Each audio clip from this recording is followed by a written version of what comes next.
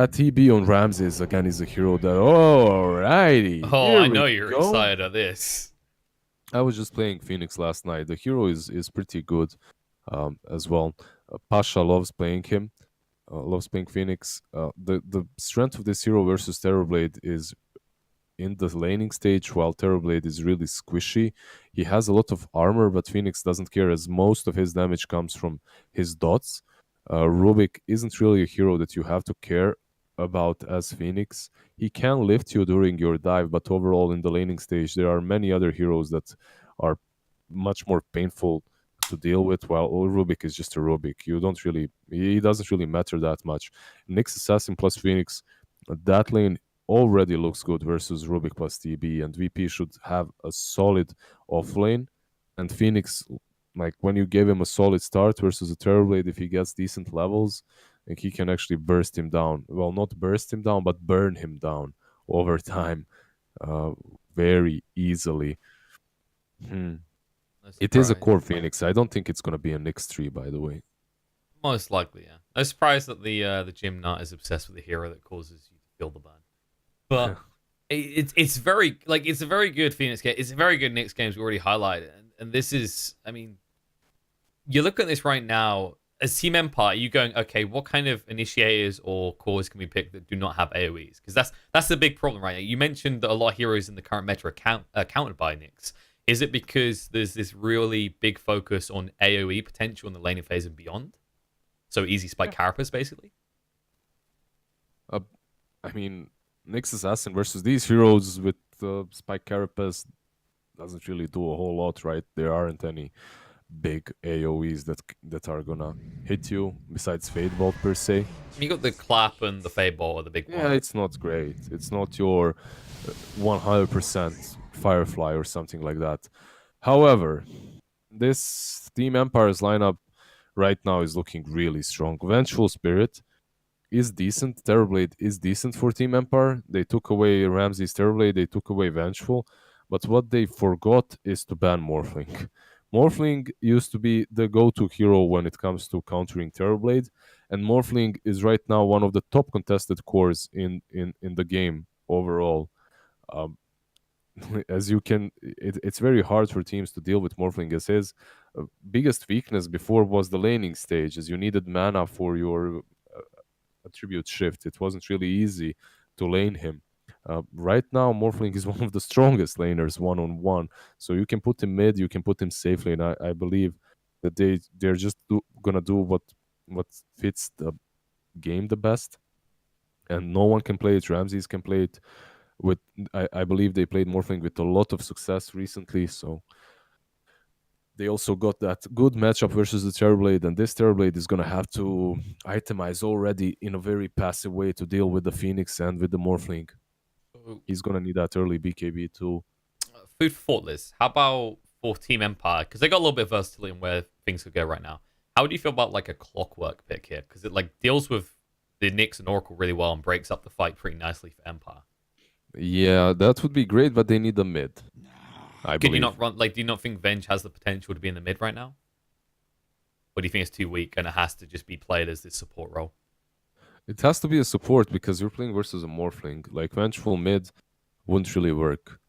I've seen some teams play Vengeful like carry offlane, even mid sometimes, but uh, in this particular game, I'm pretty certain that's going to be your position 5 or 4. Storm Spirit. And they go with Storm. All right, like the VP, they did pick Storm Spirit a couple of times recently, right? So they're going back to this hero. Storm Spirit mid can be countered by some cores. He has been buffed a bit. You don't really slow yourself anymore when you pull someone in.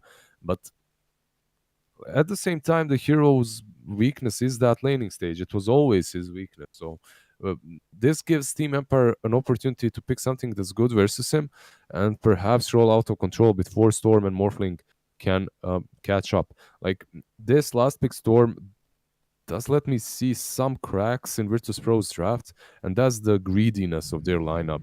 If they have a bad laning stage, Lina is good. Like she's gonna be able to deal well with the Storm in the laning stage. However, later on, she can have a lot of problems. If, however, they manage to have a good laning stage and just snowball afterwards. There is definitely potential in Team Empire's lineup. This Lina is also very solid versus both the Morphling and the Phoenix. So overall, the hero is a fantastic last pick for Team Empire. That's All fair. that said, you really have to roll over them. You really have to win the game early on, because if you don't, like, you might find yourself in a game in which Morphling is just rolling all over you and Storm Spirit is jumping your Lina and destroying her before she's able to uh, burst down anyone. It looks like Empire, well, and it's weird to say so with a lineup that has a Terrorblade, is they've kind of doubled down the lanes, because you mentioned the Morphling, the Storm's a bit greedy. Even the Phoenix, because I remember, well, we started casting together in the middle of a Phoenix Treant spamming meta, right? And the regular thing we'd say is, you need that level 2 egg. If you got a level 1 egg, and there's anything like a Lina on the other side, it's never going to go pop. You distract them for maybe 2 seconds, if that. So definitely looks like the angle for Empire is to just ball out this laning phase, try and play this draft like you would an anti-base draft, right? Where the Terrorblade just farms and the other 4 apply constant pressure across the map. Yep, and they do have the strengths. They do have the heroes that are good at doing that. And I think what's really good for this Lina is also that she doesn't have to be way too scared that she's gonna get ganked on mid. If he goes across the river and he pressures Storm a lot, he doesn't have to be like worried that someone is gonna rotate behind him and kill him. Unless Roger gets a really sick rule like an invis or something, he should be always fine at just pressuring Storm out as much as possible. It's really important to slow down Storm Spirit for as long as possible, so he doesn't just roll out of control. I don't know why. I'm getting this funny prediction in my head that either the Venge or the Nyx are going to encounter an Invis rune before the 10-minute mark, and that's going to be the defining factor in the mid. But that'll give advantage one way or the other. It just feels like that type of game, right? Like it has. We've seen that happen. We've seen that happen so many times. Like just support getting a couple of good runes and then just completely dominating mid because of that. Just lucking out on the hastes or invis runes. They can be so volatile in this type of game, right? Yeah. Like because this matchup, like if one of these sides gets just a small advantage. I mean, the Lina, we know about the kill potential. The Storm somehow is the one to get the kill. It's not necessarily his kill threat then, it's just the lane dominance followed by the farming. Top lane. Solo. He didn't actually get the rune either. This was a brave maneuver. And one that might cost him his life if the magic missile is off cooldown. And I don't think they didn't even have to spend the mana for it. Nice block coming in from Seiyu to ensure that they save mana. Seiyu didn't even skill. Seiyu didn't even skill anything. He still doesn't have Fade Bolt leveled up. He didn't even skill anything. He just right-clicked him to death. Kingar does get that last hit, which isn't really that great. Position 5 getting that first blood. Like position 4, it's awesome. Position 5, not as much. It's okay, but you'd rather give it to that Rubik. He started with boots already, so I guess there wasn't as much imminence, maybe? Yeah. Yeah, that's true. I think, yeah, you're right. In general, like, you want to give it 4, but it's been weird more recently when we've seen a lot more of the 4s picking up these boots right at the start of the game. It doesn't matter. Getting Arcanes on Rubik early on would like benefit them a lot on this off lane. It's not even only for the Rubik. It would help out the Panda too. So in that way, like it would be really good. But it's not that relevant. Like that first blood, you just take it. Whoever can take it. Usually these teams, like you just don't want to risk anyone escaping. Even when you're body blocking him, you just want to get that kill as fast as possible and move on with your life. It's not that important unless your mid is there contributing. Then you want to give it to your mid, obviously. Okay, that's fair. Yeah, like King R basically just being a greedy boss, and we know that boss can stand for something else. All right, so what's happening? Terrorblade and Morphling right now sitting on 7 CS, not being too pressured. The power spike on this bottom lane is basically when Phoenix gets his level 3, as he's gonna be able to burn a lot more damage away from the Terrorblade with the Fire Spirits. I like the double fairy fire as well, just living life on the edge. Yeah, at the same time on that top lane, Morphling Ramsey is just doing very well versus Madden right now. They might have a kill on the King R here. going to be close. He's trying to run away, but Pasha chasing through. Needs one more hit. Salve comes out. Yeah, Phoenix is the one that has to be careful though. 3 seconds in, they're gonna have enough mana for the stun. But yeah, Pasha moves away on time properly. Only a finite hero. The way you have to play Phoenix is... It's kind of an oddity, right? Because you want to be in their face. You're like, I'm a strength hero. My ability to support this. But you're a 0 armor hero as well. Yeah, it's not really... You can only be in their face when you have Fire Spirits off cooldown. That's pretty much how you want to be playing with Phoenix, right? If you have Fire Spirits, you want to be as cocky as possible. If you have Dive, you can be in their face. But if you don't have Dive and they catch you, you're as good as that, especially if you don't have Boots. Right now, Pasha does have Boots to work with, does have the Fire Spirits as well, and you can see him making an advance on Dream instantly. But he can't dive. That's the thing. He's way too low, so they can't really do a whole lot. And he's still level 2. He needs that level 3 to be able to actually dish out a significant amount of damage. I mean, you're doubling your damage. It's pretty noticeable. Yeah. A Terrorblade, especially after he did have his strength gain reduced again. Yeah, I mean, 560 HP on this hero In? is... Kodos. Oh no, he's down. Oh no! He salved as well. He dove for NoOne there. Oh, he just got outplayed so hard one-on-one. NoOne with that last hit there gets the kill on the Lina all alone. He's now half of a level ahead. He's still like behind on CIS, but that's a huge kill to get to this map. And on the bottom lane as well, Dream. Yeah, that's punishment under his tower. And King has That's to the be level careful. 3 spike. That's the level 3 spike from both of these heroes. You get more damage on the Impale, you get more damage on the level 2 Fire Spirits, and you instantly go and punish them for the kill. They even use the Metamorphosis, so it's even better for VP. And now, after a very silent start, as soon as they hit their power spike on this offlane, they get a kill, and NoOne, just a moment of brilliance from him on that mid lane, getting him a solo kill on Kodos' Lina. Like, overall, VP, they have a dream start, considering Morphling is doing well on top lane as well. They have a dream start in this match. And Dream, he has to be careful again on this bottom lane, because they have dive available. They're going to use it. They're going to go in. Magic Missile comes out. Wave of Terror as well. King R looking to punish Pasha, but he has that Fairy Fire if it's a little bit too close. Yeah, that dive from Pasha, if it was a little bit better, if he go over Dream and stop behind him, then perhaps he could use all of the Fire Spirits properly. But he missed a couple. Dead. He salved as well. Say you at least get the 2 top runes, but this is... I mean, it seems like it's too early to say catastrophic, but the way the Empire drafted, we said they're looking to win these lanes. They're looking to ball out of control, and there's a concern that VP might end up being the ones to do that at this rate. Oh, most certainly. As Dream is being Doven again on the bottom lane. Well, there's a dive from Well, he's Pasha. all alone. There's no escape. This is like the problem of Terrorblade versus Phoenix. Like, this is one of the best heroes to play on the laning stage as Phoenix against. You know, like, you just have so much dot damage that his armor does not work. He has an Especially if he own has no already as well. support. Like, I don't know how you actually attend to this lane anymore. Do you have to try and maybe bring Rubik down and just try and find a kill? It's difficult, because if you bring that Rubik down, then your Panda is going to remain level 5 for a pretty long time. I think also this top lane that we haven't really talked a lot about, Rubik, he spent so much time messing with Oracle that he wasn't really helping versus the Morphling, right? So the Morphling had just complete free farm. He has 40 CS right now. Maybe if they used mid lane Roger... Spike Carapace came out though, and there's Laguna. They are not messing around. Fable as well. Yeah, they finally get that Roger kill. It's good. It's a good move by Empire, taking down this tier 1. It's very important for them to take as much of map control as possible.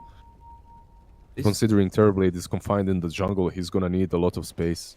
This on does the seem map to to farm. define the movement towards pushing mid more often now, right? It's because we see a lot of these mids that can farm the jungle effectively. So Storm went to do that, and it feels like the moment you see that the team is leveraging the mid as an XP sap for the support, you rotate, right? Top lane Madden. Getting low. Ramses has the adaptive strike, but Ramses gets out just before the Light Strike Array connects. little bit too close for comfort there. He thought he could find an easy kill. He was looking to just finish off with the adaptive strike onto Madden, but they'll be fine. Oh, the way he dodged that stun. If he didn't dodge it, I believe Vengeful is there. She can follow up with another stun with minus armor. They could have even gotten that kill. Overall, Empire, even though we... Oh no, we got him! What? Oh, King R!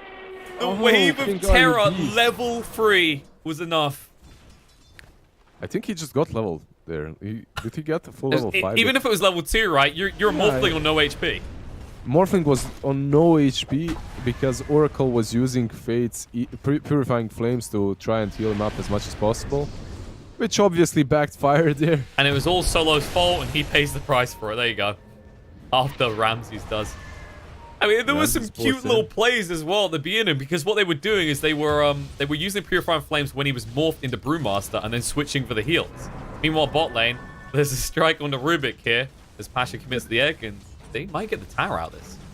They take down Rubik and they're gonna take the tower. Rubik was basically the sacrificial lamb there, trying to defend the tower for as long as possible, trying to get some experience. Pasha did use his egg there, so that egg is not gonna be available for, let's say, some top lane defense, which is also a fair trade for Empire.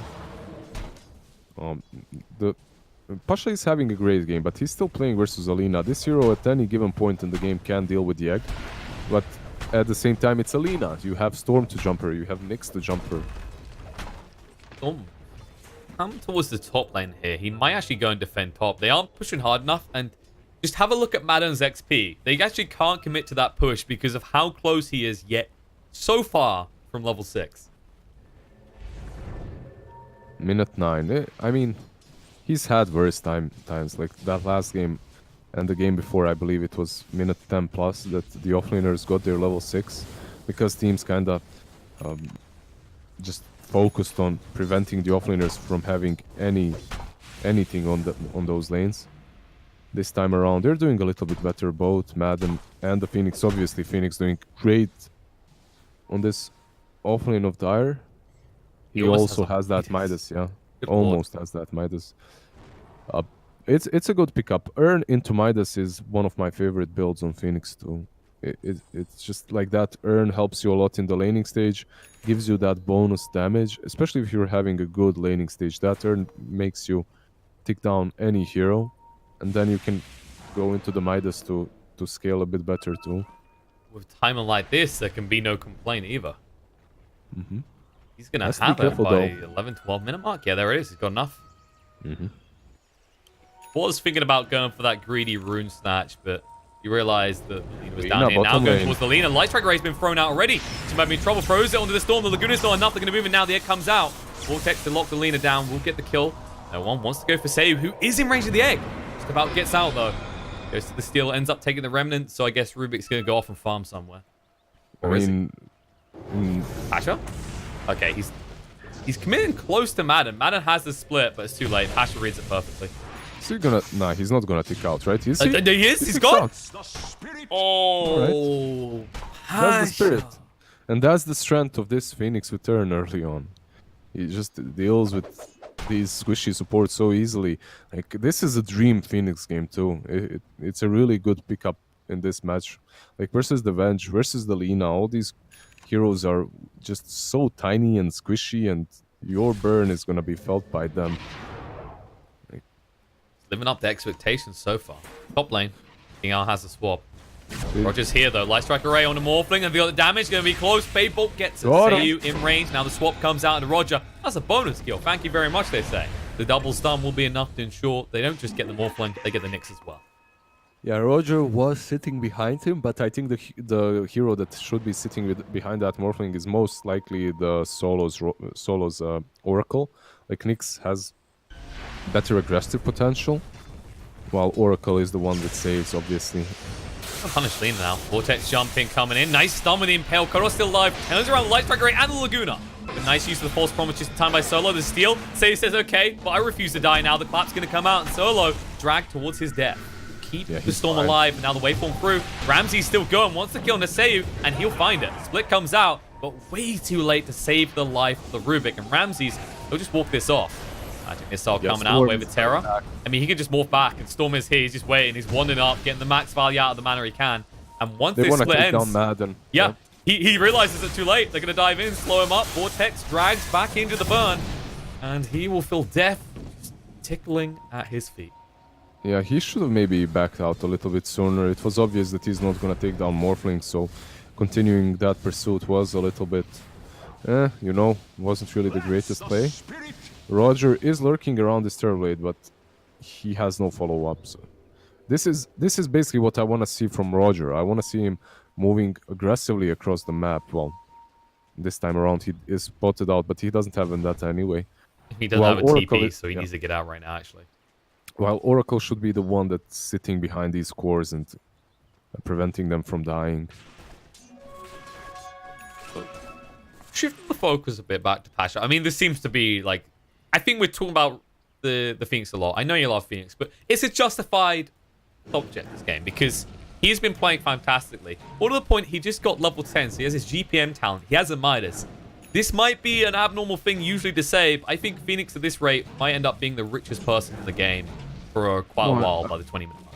Yeah, I wouldn't be surprised. He's gonna be extremely farmed unless he dies a few times. Like sometimes Phoenix is what they tend to do, like especially in pro games, is you have such a good game that you kind of overestimate your level 1 egg, and then you die in some awkward positions. They've smoked up. They want to fight again, but he still has to be careful not to feed the advantage that he's been given on this bottom lane. He needs to be careful with the way he uses that egg.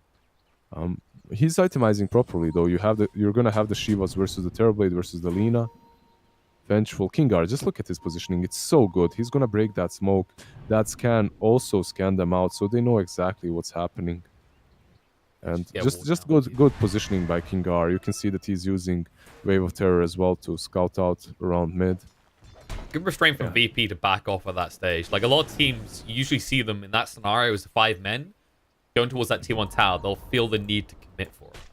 Yeah, they don't have any wards that deep into the jungle, so behind the tier 1 on mid. So that rotation, if they did manage to get a kill, this is a fresh ward, by the way, the Dara Yeah, one he and the played lady, that. They try to get value out of the smoke. Where they Yeah, could. so if they manage to get a pick off, even on Avenge, they probably would collapse on this tier 1 afterwards, but without getting that opening kill, that would be a little bit too greedy, so they decide not to. They might come back soon. I mean, that ward is there for a reason. They're going to try and find someone just farming the primary jungle. But so far, Dream has done a good job after the lane phase of just dodging that area. Just making sure he's in the safe triangle. Playing around part of VP's jungle. How's his Terrorblade? His Terrorblade is still on top of the network. Like, I mean, it is a Terrorblade. It's expected. You have illusions to farm with. Your farm should be a little bit better, even with 0-2, than the farm of most of these heroes on the map. However, they're collapsing right now on this tier 2 on top. All 5 of them, actually. Yeah, VP are coming. They have They're good up. sentries. They spotted out Roger. They're very close to having level 2 egg on Pasha, actually. So he hits 1-2 more creeps, they'll have that. And at that stage, Empire are going to struggle to find into this. At that stage, there's not many people that can actually burn through that egg quick enough. Yeah, he has recipe for Shivas. He has plate mail too.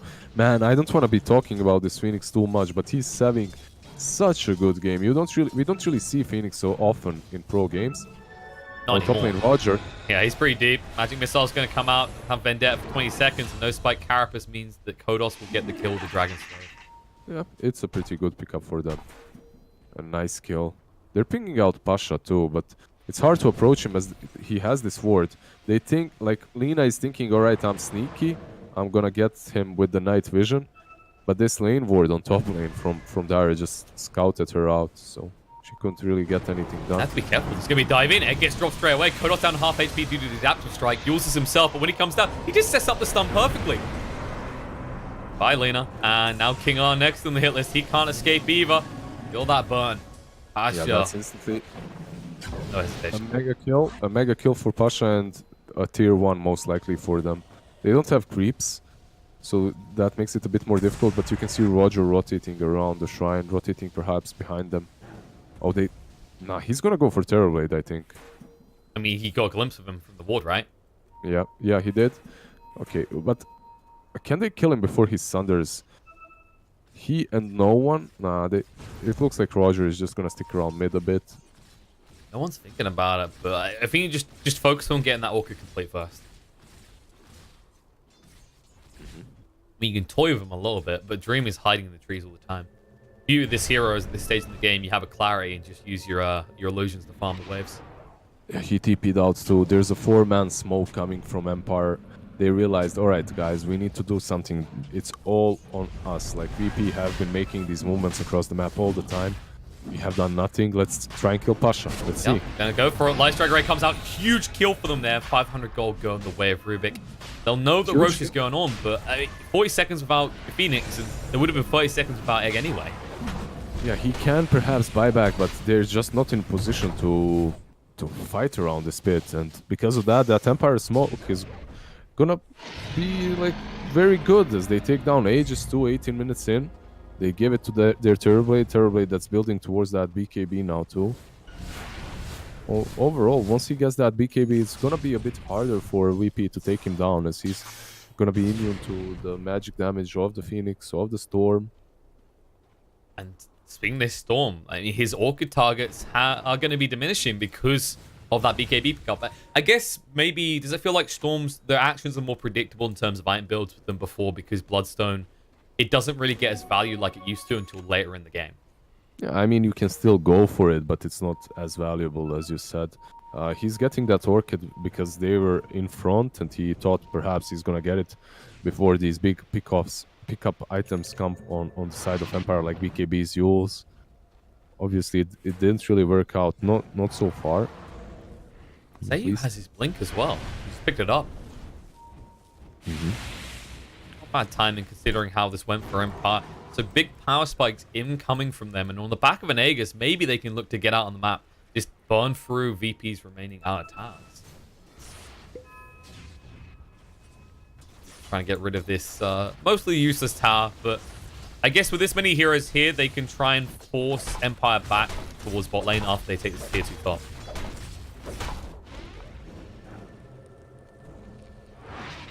No, they're just gonna trade tier 2 for...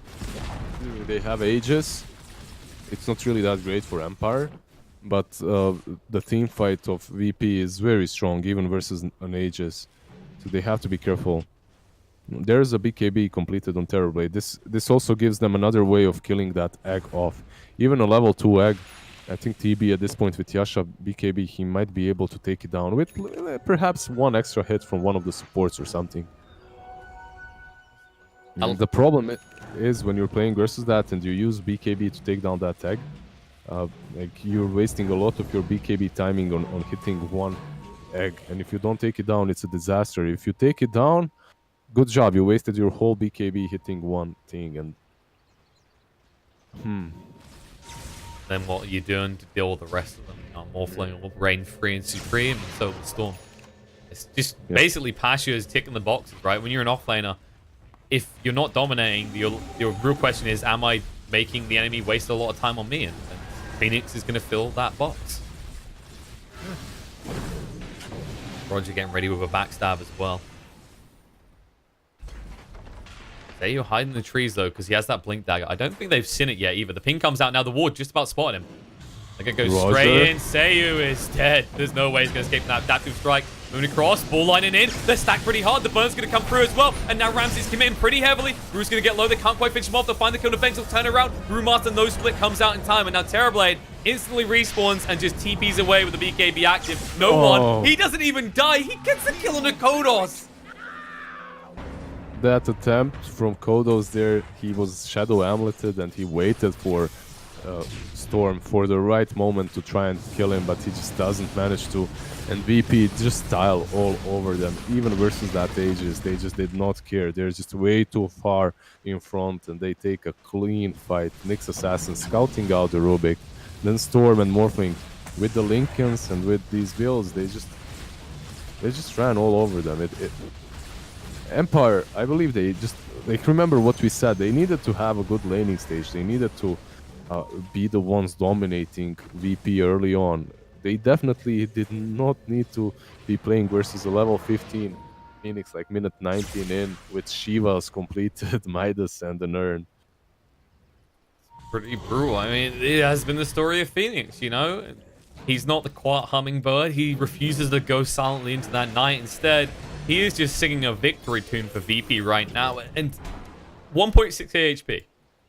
Do you burst him quick enough? I don't...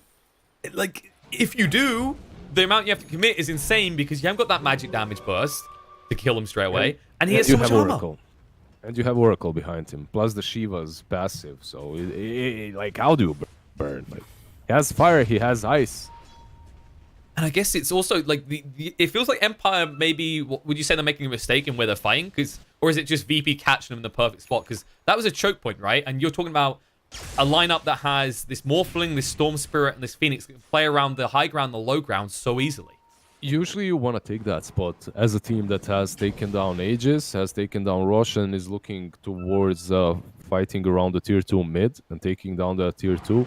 That choke point on the high ground, especially because they warded it, is strategically good for you. However, there's a lot of mobility on VP, and they didn't respect that. Like the Phoenix with the dive, the Vendetta Nyx, and then also obviously the Storm jumping in. The Nyx they know about, they just found him. By sacrificing a little bit of time, Laguna got committed though. They actually bait him in, going for the back line. Empire are in trouble. They're going to lose their Rubik, and they've already lost the bench. Now pursuing for more. Ramsey's getting pretty low. Needs to be careful of Dream here. Switches back to the Morphling, and now it's going to go full strength. Will wait for him away. They're wasting the BKB of the Terrorblade. All they got so far was the Nyx. They need more. NoOne stands up against this. He's going to back away now. Pasha stunned up. In trouble. He will get the egg out in time. They're going to focus it down, but there's the Vortex coming through. Is it going to be enough? They're going to be selling this up. Lena, she's dead. The egg is going to go pop. Terrorblade, he's gone. They don't even get a chance to get rid of it. Instead, it'll be VP getting rid of the entirety of Empire. And that was all off the back of Empire striking at Roger. It was basically Roger running into them, making them think that they get a free kill, and then instantly everyone from VP just shows up. They demonstrate the power of this high mobility lineup. Their catch-up is just way too good. The way they fought around that shrine too, like making Terrorblade waste that BKB before they use their big spells. Also the way they fight around the egg, the way they help each other out, the way they communicate in a matter of split seconds. There's a Storm pulling the Terrorblade. There's Oracle using Fate's Edict on the Panda so he cannot hit that tag. That tag survived, I believe, on 2 hits. If that tag instantly falls, they can turn on the rest of them. Storm was not working with a lot of mana. I believe one of the biggest strengths of Phoenix when he uses that tag is the fact that it's literally a taunt, right? It forces the enemy team to attack it. If they like it or not, you have to focus it. You don't want to be dealing with another full HP hero after the egg pops. Refreshed full HP hero. So it's like a large axe presence. I mean, big. Like you said, they were just so in sync. The way that NoOne played that final moment as well, because he threw out the silence on the Lena, so she couldn't spam spells to get the extra attack speed, and then instantly just grabs the Terrorblade, knowing actually he's going to be attacking faster at this stage. The synchronicity, the level that VP are communicating on, you expect this from these guys who are making it to so many finals and majors, but Empire just seem helpless in the face of it. Nah, you expect it, but at the same time, it doesn't matter that you can be in awe when you're watching it. It's just I mean, we got used to. I think this whole community got used to seeing these big plays that we don't appreciate them as much, right? As we get before. numbed by it, right? Like yeah, you get a little bit numbed by it, exactly. But as an ex-pro player or someone that's still striving to be one, seeing them execute these team fights so properly. It just, I don't know, it gives me the chills, man. I just love seeing it. Fanboy confirmed here. Maybe for good reason. Nah, it's not. I'm not fanboying You're a Phoenix VP. fanboy. That's what it is. No, I'm not fanboying a team. I'm fanboying the play. You know, I'm fanboying the execution. The same way I fanboyed Empire when they were taking down Morphling on top lane or something. That's fair. Like, sometimes people think cast, like you see the comments cast a bias. We never bias, actually. We just like good plays. I mean, we have not. It's not like we're doing 3-2-2 bets. We don't have any chips in the game. We just want good dollar, and VP are delivering that right now. Oh, you didn't? You don't have any chips? I'm kidding. Maybe some diversified portfolio. We don't get into that. Nothing going on. Okay, betting is not allowed, guys. Bad for the DPC. Wait, so Terrorblade is trying to split push them, and he does push very fast. He's forced That's to lob them back, actually. Yeah, they went completely back. They want to try and fight this for sure. They have the meta, they have the egg, right? So there's no reason for them to just give up towers. They took down the tier 2 on top, and now they're gonna basically. The problem is, like, usually when you're this in front, you would be looking at forcing them back to defend the high ground, but you can't really force Selena and Terrorblade back, as they're gonna push even faster. Even though you're up front, you're in front of. When it comes to network, they're still gonna push faster than you, as those heroes are just insane at doing exactly that. They're made for pushes. So It's gonna be the real big focus as this goes later. Does this potentially curve around the Empire's favor? Because you'd argue, yes, usually with Terrorblade, but you actually look at the way the net worth is growing, it feels like at this rate it's going to be Terrorblade against the world, because Lena's starting to fall behind the other cores inside of VP, and Dream's the only one competing. once he gets that BKB on Lina, it opens up different possibilities for them, different like ways of playing out these team fights, which is really important for Empire, as you're gonna have another item to deal with your kid. You're gonna have another item to deal with the burst magic damage from Virtus.pro on another core of yours, and that's another power spike for Empire. However, is she even gonna get that BKB? Because VP, they're moving into the pit, they're taking down that rush. They are scanned out, but it doesn't look like Empire is ready to fight this. They would have to all port there, and they're just not in position.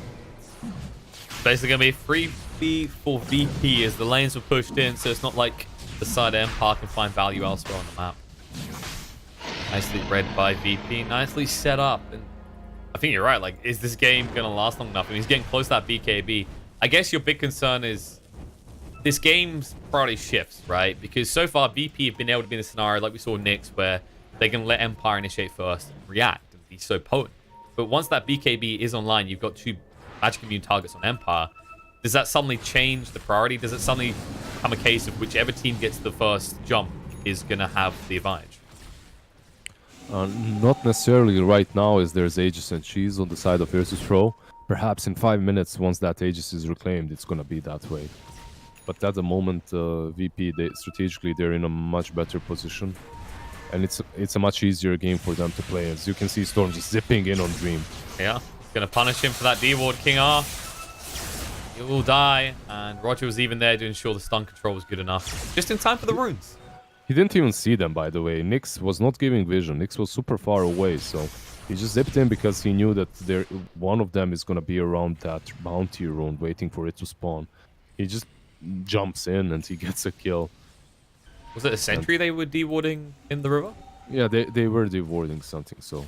Might have been an orbs, but I think it was a sentry. Yeah. That gave them some vision, at least. Yeah, he just jumps to the high ground, because he's like, okay, Venge is here, I need to make sure I can see what's on the high ground. Close enough to stun. That's fair. Alright, for that next fight, we are gonna see Lina having that BKB, as he needs, what, 20 gold more? He should have it. Storm's close to 20 as well. Do you take the... I think the Vortex is worth taking this game, or are you definitely in on the attack speed? Yeah, you can... It's not the biggest decision for a 20 skill, right?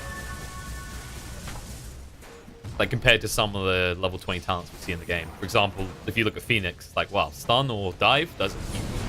Oh, heals coming out. Spot the Morphling. Zip in's going to be there. Just throwing them out. No one doesn't want to commit heavily. Ramsey's going to move away. Drum's activated to make sure that he doesn't take too much damage. He has that E-Blade, so every time they do something like this, they have to be careful of the repercussions, as he might just E-Blade you down together with the Storm.